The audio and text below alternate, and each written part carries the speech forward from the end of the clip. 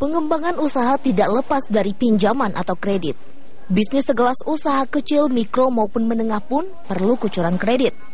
Namun ketika ekonomi makin sulit, justru bunga kredit malah melangit. Sektor usaha mikro, kecil, dan menengah masih dibebankan bunga kredit sebesar 22% di perbankan umum. Pemerintah pun memberi stimulus dengan memberikan subsidi bunga kredit usaha rakyat.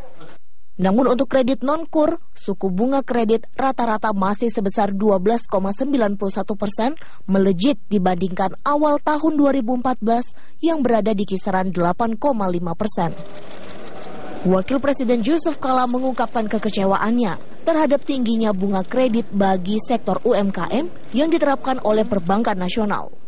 JK menekankan bahwa Bank Indonesia dan Otoritas Jasa Keuangan harus mampu mengawasi bunga kredit. Logistik yang murah, Ketua JK mengontrol seperti ini. Jangan ada ketidakadilan negeri ini. Masa bunga untuk korporasi lebih rendah 10% dibanding dengan UKM. Tidak ada negara di dunia yang menjalankan ini. Cuma kita menjalankan itu. Karena itu pemerintah dengan biaya berapapun harus menurunkan bunga kur. Kita terkecoh di sini bahwa pemerintah sudah menjamin segala kurikulum itu, tapi masih memakai 22% lalu. Apapun teorinya itu, tidak bisa terjadi negeri yang Pancasilais ini.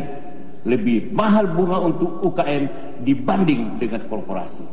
Saya sebagai pengusaha dulu sebelumnya tidak rela seperti ini. Karena itu dalam pemerintah turunkan apapun risikonya. Menyikapi hal ini, Gubernur Bank Indonesia Agus Martowardoyo mengaku stabilitas ekonomi yang sudah diupayakan BI akan kondusif menjaga pertumbuhan ekonomi. Kebijakan BI lewat pelonggaran giro wajib minimum bisa menggerek turun suku bunga kredit perbankan.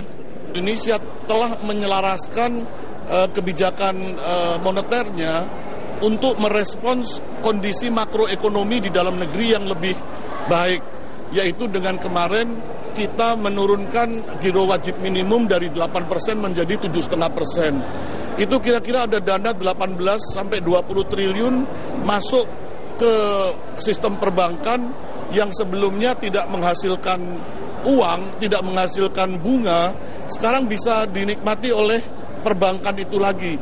Jadi perbankan akan mempunyai dana murah yang lebih baik, sehingga perbankan nanti pada saatnya bisa melakukan penyesuaian tingkat bunga pinjaman gitu. Sementara itu, Direktur Utama Bank Mandiri Budi Gunadi Sadikin mengatakan harapan penyaluran kredit dengan bunga single digit sebenarnya bukan suatu hal yang sulit untuk dicapai. Jangka panjang Indonesia juga harus memiliki 1 digit bunga.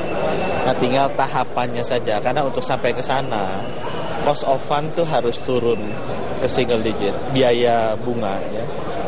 Nah, untuk cost of fund-nya mesti turun, itu inflasi mesti turun. Jadi saya rasa dengan turunnya inflasi di Desember ini ya, harusnya nanti itu secara bertahap bisa menjadikan biaya bunga turun dan biaya kredit turun. Keputusan menurunkan suku bunga kredit tidak hanya didukung oleh kebijakan pemerintah saja.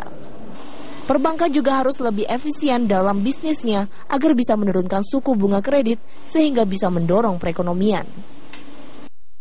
Dari Jakarta, Fani Aulia, Dirhamsyah, Metro.